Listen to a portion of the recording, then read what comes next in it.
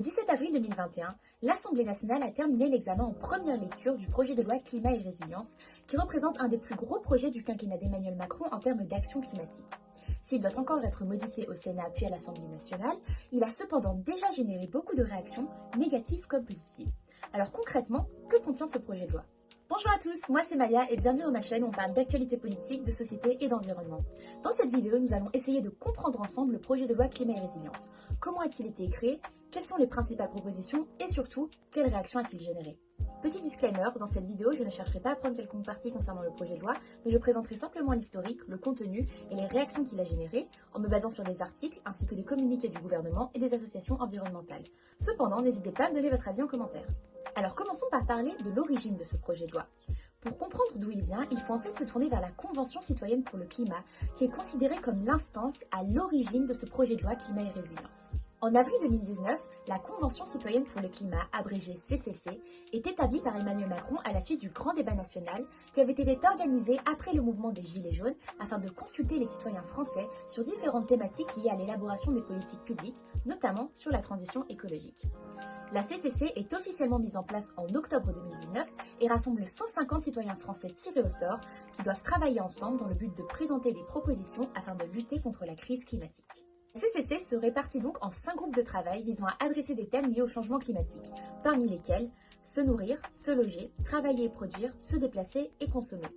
Pendant plusieurs mois, ces membres se réunissent et recueillent l'avis de plusieurs experts afin d'établir une série de recommandations qu'elles publient dans un rapport en juin 2020 et comportant 149 propositions. Emmanuel Macron promet alors que ces propositions seront mises en place par le gouvernement, à l'exception de 3 qu'il choisit d'écarter.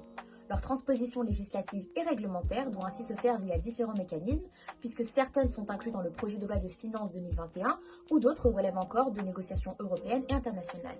Néanmoins, il indique que 40% de ces propositions devraient faire partie du fameux projet de loi Climat et Résilience. On arrive alors à la seconde partie de cette vidéo. Quelles sont les principales propositions de ce projet de loi ? Ce dernier est réparti en 6 titres, donc plus ou moins 6 thématiques, et comporte 69 articles. Les titres reprennent les thèmes sur lesquels la CCC a travaillé, avec un rajout, puisqu'un titre est dédié à renforcer la protection judiciaire de l'environnement. Donc pour saisir les propositions principales de ce projet de loi, je vous propose de regarder ensemble les principaux articles de chaque titre. Pour ce qui relève de la consommation, on note 2 mesures principales. Le projet de loi propose tout d'abord d'informer les consommateurs sur l'impact environnemental des produits qu'ils achètent en termes d'émissions de gaz à effet de serre. Une mesure qui est également liée propose que d'ici janvier 2030, 20% des surfaces de vente soient liées à la vente en vrac dans les commerces dont la surface dépasse 400 m². La deuxième proposition liée à la consommation concerne l'interdiction des publicités liées à la vente des énergies fossiles. Attention cependant, toutes les énergies fossiles ne sont pas concernées puisque le Conseil d'État devrait préciser quelles énergies fossiles font partie de cette mesure. Pour ce qui est de la production et du travail, on va principalement retrouver des articles qui proposent une transformation du secteur minier qui se ferait notamment par ordonnance ainsi qu'une transformation du code de l'énergie afin de donner une place plus importante aux énergies renouvelables. Ce qui concerne les déplacements, les mesures concernent principalement les véhicules individuels et les transports aériens. Des zones dites à faible émission seront mises en place dans certaines agglomérations afin de limiter la circulation de certains véhicules et un article fixe également la fin de vente des véhicules thermiques les plus émetteurs d'ici 2030. Quant au secteur aérien, la mesure la plus importante et dont vous avez certainement entendu parler concerne l'interdiction des vols intérieurs sur toutes les zones pouvant être effectuées par train direct en moins de 2h30. De plus, les compagnies devront progressivement compenser les émissions générées par ces vols intérieurs de 50% en 2022 jusqu'à 100% en 2024. En termes de logement, les articles visent principalement à réduire l'étalement urbain qui se fait bien souvent au détriment des espaces naturels et des terres agricoles. Ainsi, plusieurs articles visent à lutter contre l'artificialisation des sols, c'est-à-dire la modification des espaces naturels et des terres agricoles au profit d'actions d'aménagement, en modifiant les règles d'urbanisme. Par exemple, un article prévoit l'interdiction de l'implantation de centres commerciaux sur des espaces naturels, même si des dérogations seraient accordées aux structures inférieures à 10 000 m². La plus grande mesure en termes de nourriture concerne l'instauration de menus végétariens de façon quotidienne dans les cantines scolaires. Cependant, ceci se ferait uniquement dans les collectivités territoriales volontaires et à titre expérimental pendant 2 ans.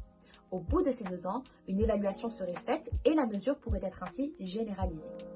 Enfin, la dernière mesure concernant la protection judiciaire de l'environnement est celle prévoyant la création d'un délit d'écocide, c'est-à-dire tout délit portant atteinte à l'environnement.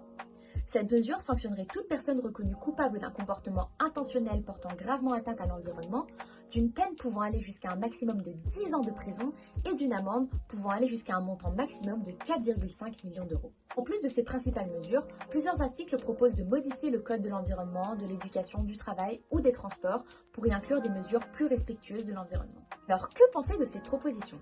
Le projet divise énormément puisque dès sa première présentation le 10 février 2021, il a généré énormément de critiques venant autant des associations environnementales que de certaines agences d'État.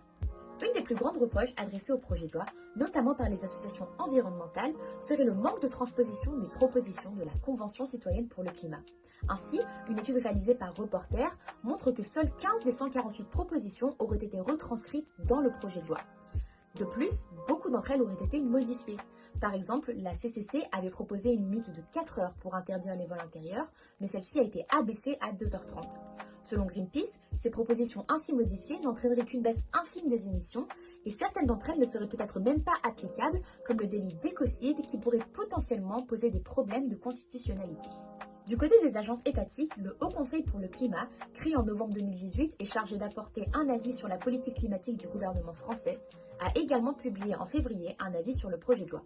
Dans son rapport, le HCC explique qu'il devrait être modifié si la France souhaite atteindre ses objectifs de réduire ses émissions d'au moins 40% d'ici 2030.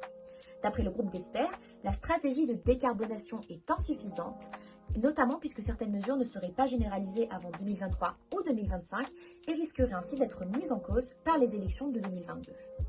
De son côté, le gouvernement s'est plutôt félicité de cette loi et face aux critiques, il explique que le manque de moyens matériels les oblige à revoir certaines mesures à la baisse, comme la limite des 2h30 au lieu des 4h pour interdire les vols intérieurs.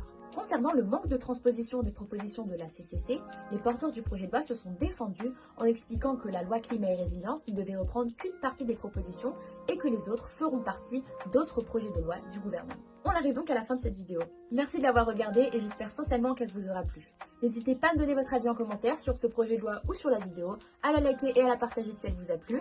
Et puis moi je vous dis à bientôt et en attendant je vous retrouve sur mon Instagram pour des vidéos plus courtes et des stories résumant l'actualité internationale.